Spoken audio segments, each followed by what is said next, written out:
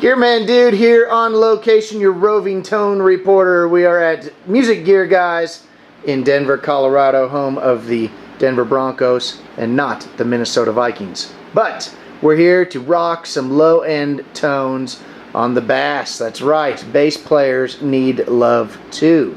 And since I can't play the bass, I've called upon my new trusted friend, Chris Philbin. He's going to rock his wall bass, and he's going to rock your balls with Pigtronix tone machines of love and destiny. We've got a bunch of different ones hooked up. He'll be going through them with you. We're rocking an SWR SM500 into a Hartke AK410. And if I forget to announce anything, I guess I'll say it at the end. And here we go. So Chris, I see it's mostly Pigtronix down here, aside from a few utilitarian pedals such as the Ernie Ball and of course the mighty Mission Engineering. And we've even got the little Boss switchy right there. Why Pigtronix? What is it that sold you on them? The first thing that really sold me on the Pigtronix pedals overall was their airiness and tube sound, as well as the clarity that I could get not only from my bass but the guitar as well. Awesome. I know they make top quality stuff. Absolutely. Let's rock some tones. You go ahead and you do your thing, and I'm just going to kick back. Alright, I'm going to play for you guys now the Philosopher's bass compressor in combination with the bass fat drive, just to give you an idea of some of the really cool sounds that you can get out of this. And you'll occasionally see me and my fingers going down there to change some of the tone knobs so you can get a little something different. So here we go.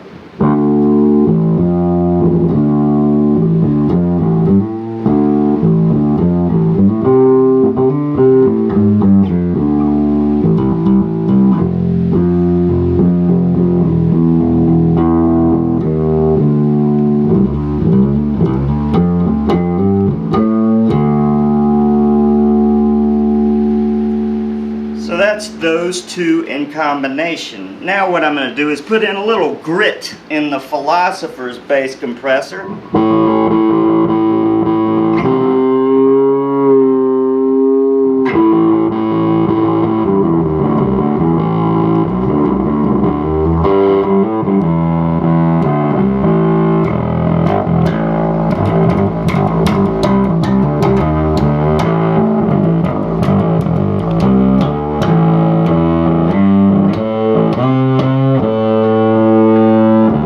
Silicon drive here, a germanium drive here. Cool. So I'm going to turn off our germanium drive. I'm going to turn on our silicon drive.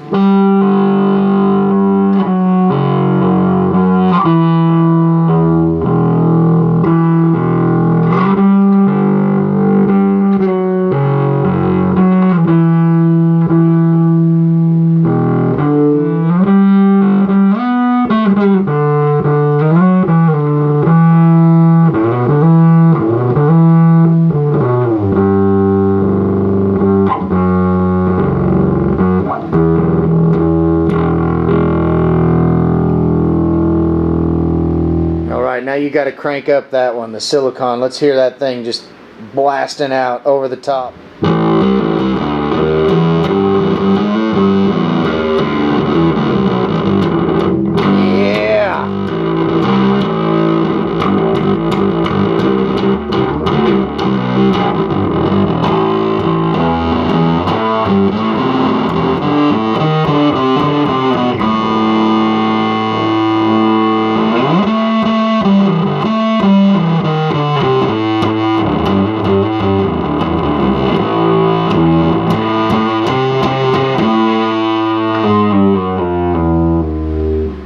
That's awesome. Yeah. I love that. Next up, what I'd like to show you guys out there in video world is the envelope phaser. You can use it as an envelope filter as well as a phaser.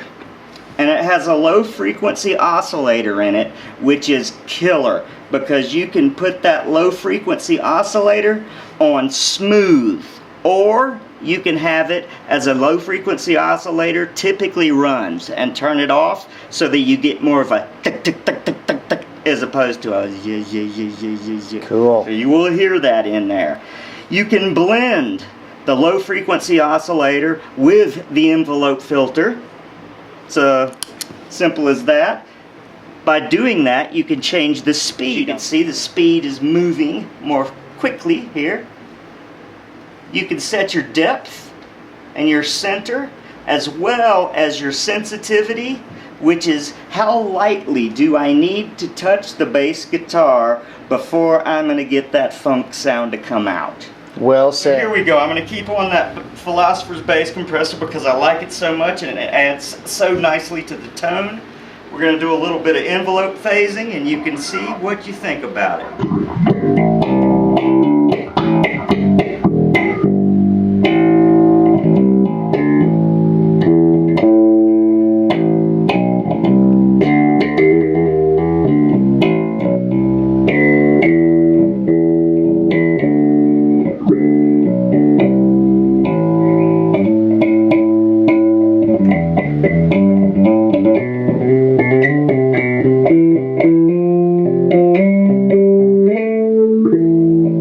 We have a staccato switch. That's been one of the most significant problems in the world of envelope filters, is if you're a fast player, the envelope cannot catch up with how quickly you're playing.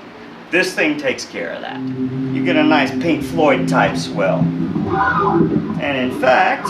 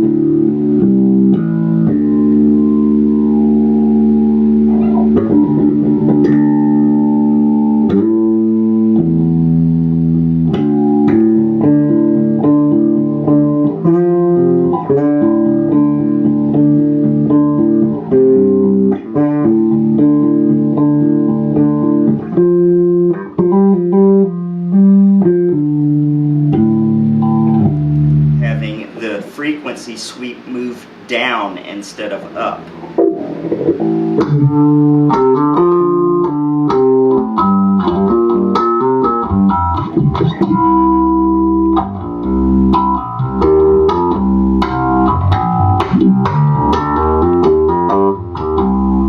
More of a Bill Laswell sound.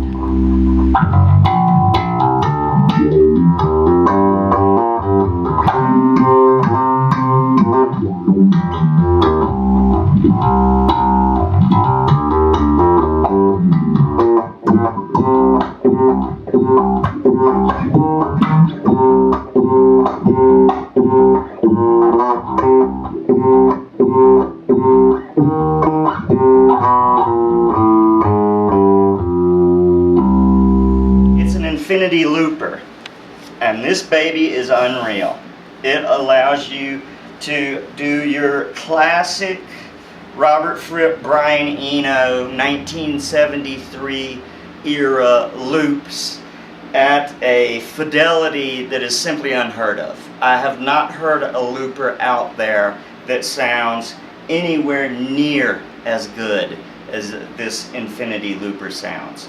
You can quantize the looper so that no matter how many loops you put on top, everything will be in the correct beat. Another beauty of this baby is it actually has two inputs. So theoretically, I could plug my bass in input 1. My friend Brian, if he were here, could plug his guitar in input 2. The guitar output, of course, would go to a guitar amp. The bass output would go to a bass amp. Still, everything's quantized. We can control each of these loops with separate volume controls in case the guitarist happens to be playing louder or not as loud, so that basically the volume will sound the same from each instrument coming out of this thing. I will do a droning loop for you.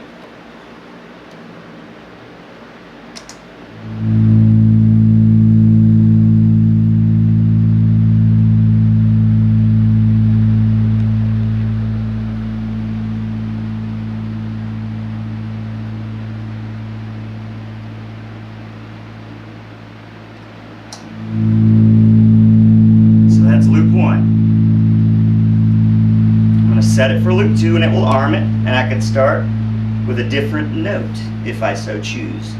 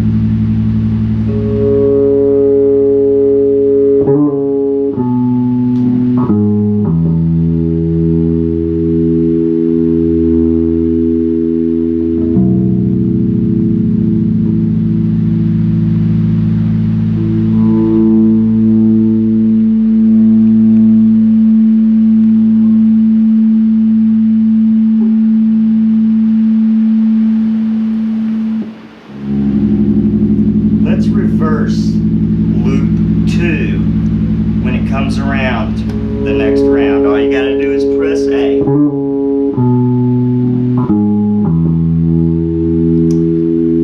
And we'll put another loop recorded on loop 1 once that comes around.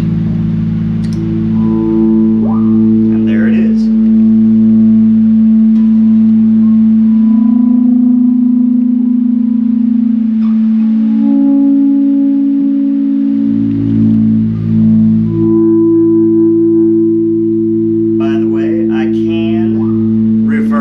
Both loops 1 and 2. Right now just loop 2 is reversed. Loop 1 can be reversed this simply.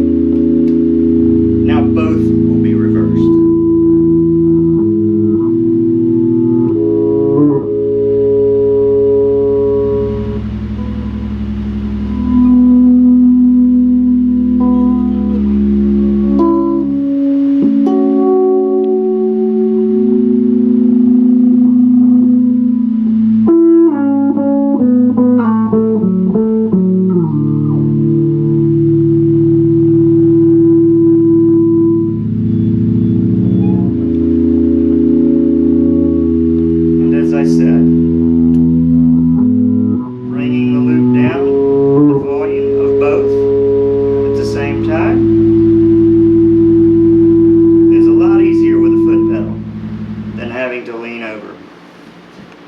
So that is how easy it is. Now, this loop is still there. Both of these loops are still there. So I could turn this back up. To quickly get rid of a loop that you're working with, you say, damn, this one really sucks. I don't like it at all. Double tap. The loops are now stopped, but they are still in the machine. Now what you have to do to officially, totally get rid of the loops is hold down the far left foot switch until it blinks. That means you have gotten rid of the loop. It is no longer there. So that is Pigtronix. One thing to mention, I've thought of this while you've been playing, and thank you so much. I've really enjoyed it myself. In the background, I keep seeing the boxes that are there, and it looks like we're doing like a Pigtronix, scheduled demo, but we're really not. We're really not. No. This is actually your collection. Yes. This is what you use. This and it's is what all I purchased. Pigtronix. Yes. And I love that. I love when I see other people that do that. I know for a long time I did that with full tone. That's just everything I had happened to be full tone. Right. It's just what I loved, and I always like to see when somebody is brand loyal. Not that it matters one way or another, but if the folks at Pigtronix see this, they ought to say, "Hey, Chris Philbin is like the god of our advertising right now. God of advertising. We need to send him some gizmos." All right. Well, thanks for your time, man. I really appreciate it. I learned a lot, believe it or not. Excellent. It was fun to hold the camera and actually learn something instead of just mess up left and right. Well, good. I appreciate it. And if you ever have any questions or people want to get in touch with me, you can always find me if you Google me, Chris Philbin. Awesome. And any relation to Regis? To be honest, yes, but it is a distant relation.